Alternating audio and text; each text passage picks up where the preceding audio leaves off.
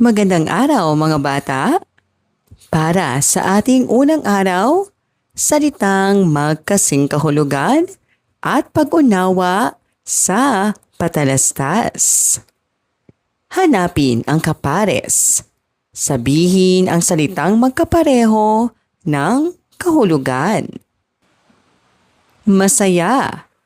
Ang salitang kasing kahulugan ay maligaya. Mabilis. Ang salitang kasing kahulugan ay matulin. Malaki. Ang salitang kasing kahulugan ay malawak. Maganda. Ang salitang kasing kahulugan ay marikit. Malungkot. Ang salitang magkasing kahulugan ay nalulumbay. Ano ang tawag sa dalawang salitang magkapareho ang ibig sabihin? Mga bata, araw-araw tayong nakakakita ng iba't ibang balita at patalastas. Mahalaga ang mga ito upang malaman natin ang mga nangyayari sa ating bansa. Ngayon ay matututuhan natin kung paano kilalanin ang mga salitang magkasing kahulugan. Gamitin ang mga salitang madalas nating mabasa at unawain ang mahalagang detalye ng isang patalastas.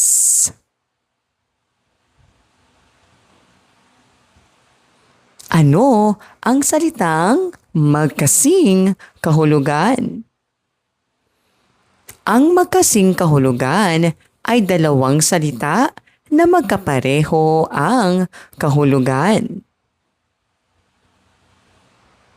Halimbawa, masaya, maligaya. Mabilis, matulin. Maganda, marikit. Maliit, munti. Matapang, magiting. Ano ang high frequency words? Ito ang mga salitang madalas makita at mabasa. Bansa. Kaligtasan. Paaralan. Tumulong. Bayan. Mamamayan. Kalusugan. Sama-sama. Malinis. Handa. Basahin natin. Patalastas. Tungkol saan ang ating binasa? Kailan ito gaganapin? Saan ito gaganapin? Sino-sino ang inanyayahan?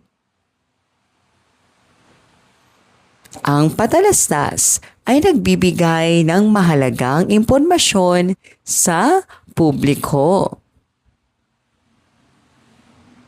5 mahalagang detalye ng isang patalastas.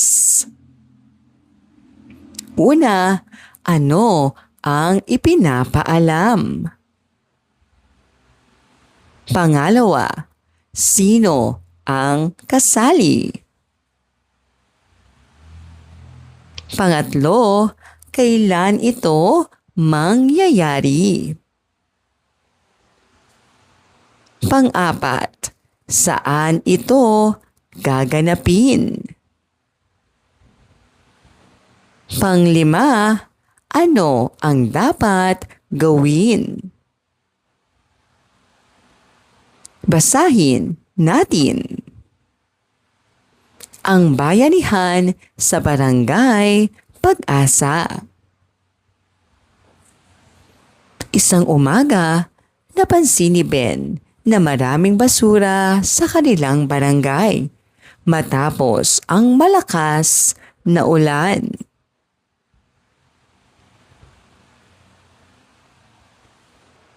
Napatawag ang kapitan ng barangay ng isang paglilinis.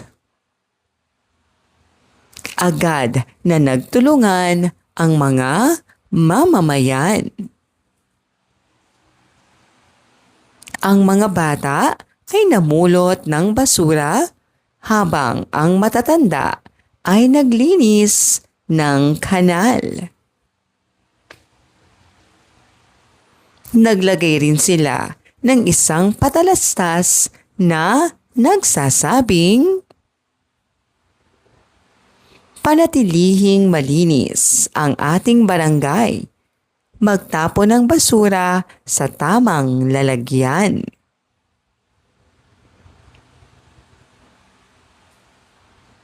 Dahil sa pagtutulungan ng lahat, naging malinis at ligtas muli ang kanilang barangay.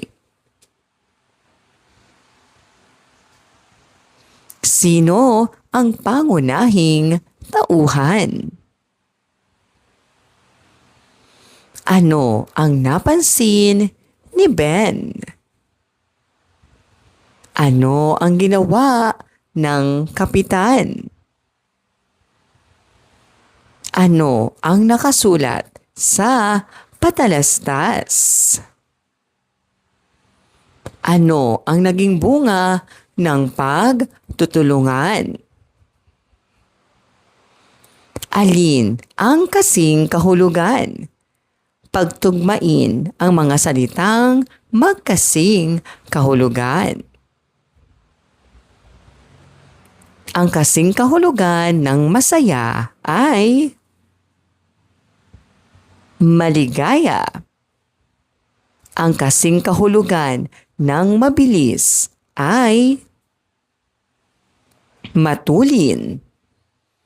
Ang kasing kahulugan ng mataas ay matayog. Ang kasing kahulugan ng matapang ay magiting. At ang kasing kahulugan ng malakas ay matatag. Ang magkasing kahulugan ay magkapareho ang kahulugan. Ang high-frequency words ay mga salitang madalas gamitin.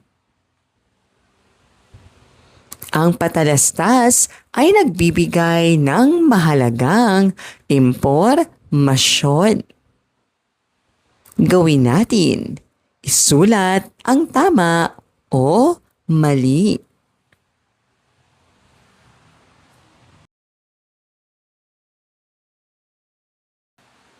Gawin natin. Gumuhit ng isang sitwasyon kung paano ka makatutulong sa inyong komunidad sa panahon ng isang sitwasyong pambansa. Halimbawa, ikalawang araw, high-frequency words at salitang dinaglat. Hulaan mo. Basahin at hulaan ang ibig sabihin ng pinaikling salita. DepEd, PH, DOH, PNP, LGU. Nakikita ba ninyo ang mga salitang ito? Saan ninyo ito nakikita? Ano kaya ang ibig sabihin ng mga ito. Mga bata, araw-araw tayong nakakakita ng mga salitang pinaikli o dinaglat sa telebisyon, radyo, pahayagan, at maging sa paaralan. Mahalaga na alam natin ang kahulugan ng mga ito upang mas maunawaan natin ang mga balita at mga pangyayari sa ating bansa. Ngayon ay pag-aaralan natin ang mga salitang madalas gamitin at ang kahulugan ng mga salitang dinaglat. Basahin natin. Bansa,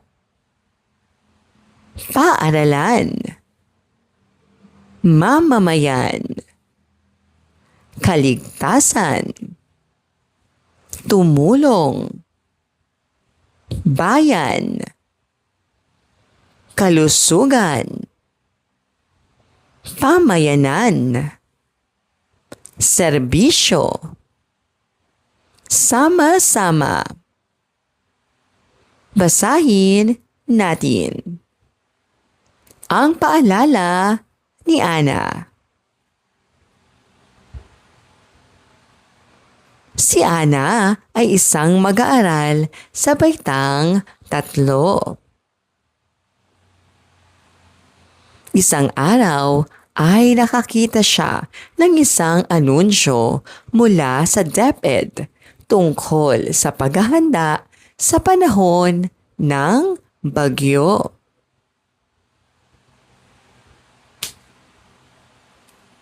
Binasa niya ito ng mabuti. Nakasaad din na makinig sa mga paalala ng DOH, PNP at LGU upang manatiling ligtas ang lahat. Pag-uwi niya sa bahay, ibinahagi niya ang kanyang natutuhan sa kanyang pamilya. Dahil dito, naghanda sila ng pagkain, flashlight at first aid kit bago dumating ang bagyo. Masaya ang kanyang pamilya dahil naging handa sila sa anumang sakuna. Sino ang pangunahing tauhan? Ano ang nabasa ni Ana? Ano ang ibig sabihin ng DepEd? Bakit mahalagang makinig sa mga paalala? Ano ang natutuhan ng pamilya ni Ana? Basahin. DepEd, DOH, PNP, LGU. Ang mga ito ay halimbawa ng salitang dinaglat. Ano ang salitang dinaglat?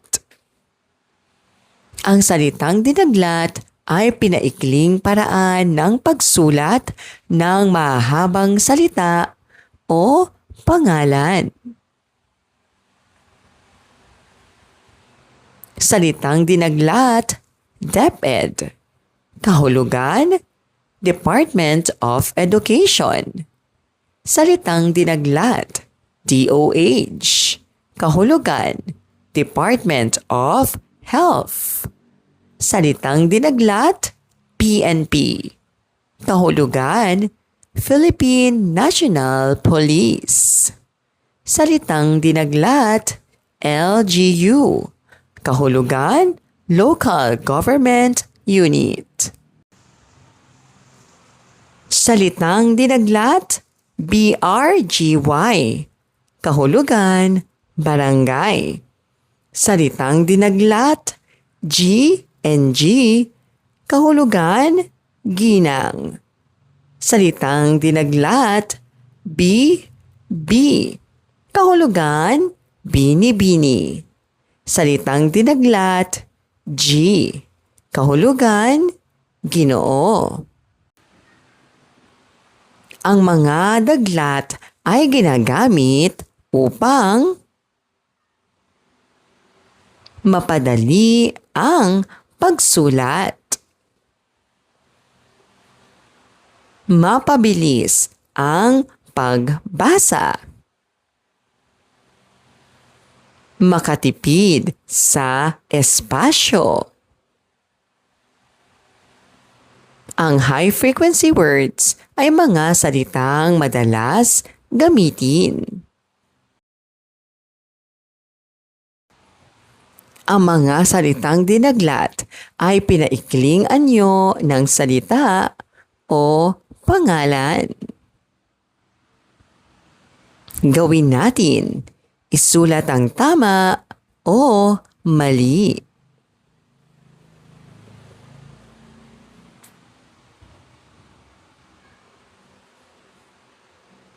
Gawin natin. Pagtambalin ang hanay A at hanay B.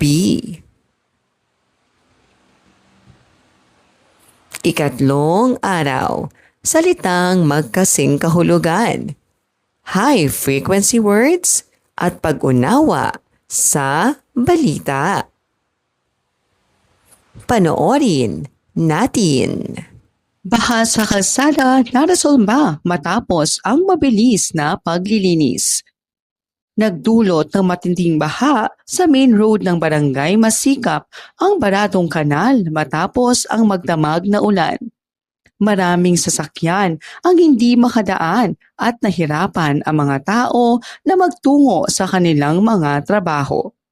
Dahil dito, mabilis na kumilos ang mga opisyal ng barangay kasama ang mga residente upang linisin ang kanal at alisin ang mga basurang nakabara rito. Matapos ang 2 oras na pagtutulungan, humupa na ang baha at bumalik na sa normal ang daloy ng trapiko. Tungkol saan ang balita? Ano ang dahilan ng matinding pagbaha sa barangay? Anong aksyon ang ginawa ng barangay at mga residente? Nagkaroon ba ng magandang dulot ang kanilang pagtutulungan?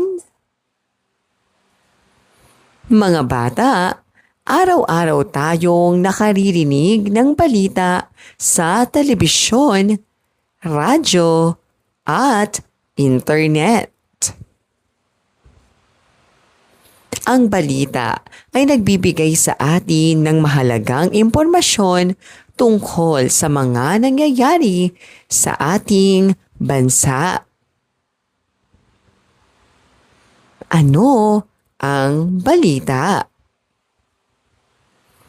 Ang balita ay nagsasaad ng tunay at napapanahong pangyayari. Bahagi ng balita. Una, ano ang nangyari? Pangalawa, sino ang sangkot? Pangatlo, saan ito nangyari? Pang-apat, kailan ito nangyari? Pang-5, bakit ito nangyari? Pang-6, paano ito nangyari? Sino ang naglalahad ng balita? Ang taong nagsasalita o nag-uulat ng balita ay tinatawag na reporter, tagapagbalita, news anchor. Siya ang naghahatid ng impormasyon sa mga tao. Basahin natin. Bansa, bayan, mamamayan, kaligtasan, tumulong, paaralan, pamayanan, kalusugan, sama-sama, serbisyo. Hanapin ang magkasing kahulugan. Sabihin ang dalawang salitang magkasing kahulugan sa bawat pangungusap. Masaya at maligaya ang mga bata habang naglalaro sa parke. Ang salitang magkasing kahulugan ay masaya at maligaya. Ang mabilis na kuneho ay matulin tumakbo. Ang salitang magkasing kahulugan ay mabilis, matulin. Ang maliit na kuting ay natutulog sa munting basket. Ang salitang magkasing kahulugan ay maliit at munti. Si Lito ay matalino at marunong sumagot sa klase. Ang salitang magkasing kahulugan ay matalino at marunong. Ang maganda at madikit na hardin ay puno ng bulaklak. Ang salitang magkasing kahulugan ay maganda at madikit. Masaya, maligaya. Mabilis, matulin. Maliit, munti. Matalino, marunong. Maganda, marikit. Ang magkasing kahulugan ay may magkaparehong kahulugan. Ang high-frequency words ay mga salitang madalas gamitin. Ang balita ay nagsasabi ng tunay na pangyayari. Gawin natin. Isulat ang tama o mali.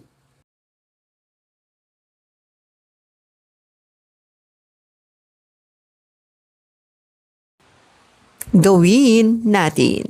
Salungguhitan ang dalawang salitang magkasing kahulugan sa bawat pangungusap.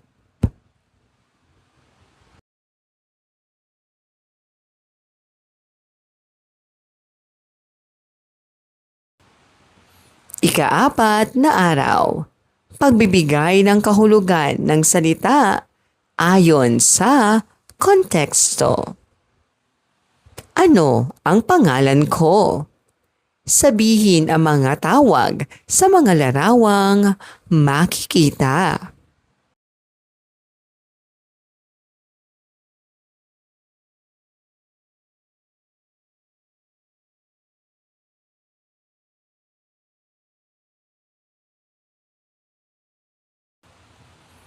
Ano-anong mga larawan ang nakita ninyo? Anong mga larawan ang nagpakita ng tao, bagay, lugar, hayop, at pangyayari?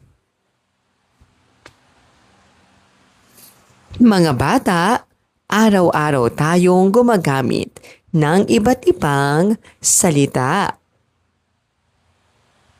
Ngunit, minsan, ang tunay na kahulugan ng isang salita ay nakabatay sa pangungusap na ating binabasa. Basahin natin. Bansa, mamamayan, bayan, kaligtasan, tumulong, paaralan, bagyo, barangay, kalusugan, pamayanan. Kahulugan ng salita ayon sa konteksto. Ang konteksto ay ang mga salitang nakapaligid sa isang salita na tumutulong upang malaman ang kahulugan nito. Halimbawa, dumating ang doktor upang gamutin ang may sakit. Ang kahulugan ng doktor ayon sa konteksto ay B. Taong nagpapagaling sa may sakit. Ang paaralan namin ay may mahuhusay na guro. Ang kahulugan ng paaralan ayon sa konteksto ay A. Lugar ng pag-aaral. Tahol ng tahol ang aso dahil sa magnanakaw. Ang kahulugan ng aso ayon sa konteksto ay B. Hayop na nagtatanggol. Masaya ako sa aking kaarawan ngayon. Ang kahulugan ng kaarawan ayon sa konteksto ay B. Pangyayari ng selebrasyon. Bumili kami ng bag para sa aking pag-aaral.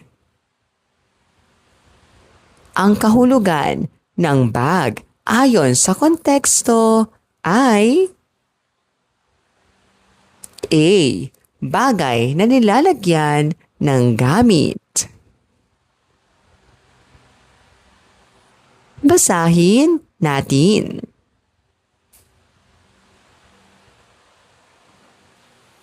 Si Mara ay matipid sa paggastos, kaya may ipon siya sa alkansya. Ano ang kahulugan ng matipid? Dahil sa malakas na ulan, naging maputik ang daan. Ano ang kahulugan ng maputik? Nagdiwang ang buong paaralan matapos manalo sa paligsahan. Ang kahulugan ng nagdiwang ay ang malawak na bukirin ay taniman ng palay. Ang kahulugan ng malawak ay nag-alala si nanay nang hindi pa umuwi si Carlo. Ano ang kahulugan ng nag-aalala. Ang kahulugan ng salita ay maaaring malaman sa pamamagitan ng konteksto. May mga salitang tumutukoy sa tao, bagay, hayop, lugar, at pangyayari. Gawin natin. Piliin sa kahon ang salitang babagay sa pangungusap.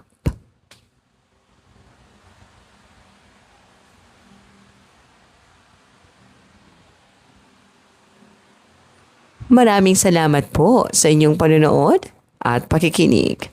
Hanggang sa muling pag-aaral ng asignaturang Filipino. Paalam!